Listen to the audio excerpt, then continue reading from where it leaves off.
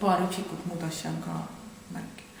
Aga üldiselt on need kõik iidsed tõesti kohalikud märgid ja ehtekunst.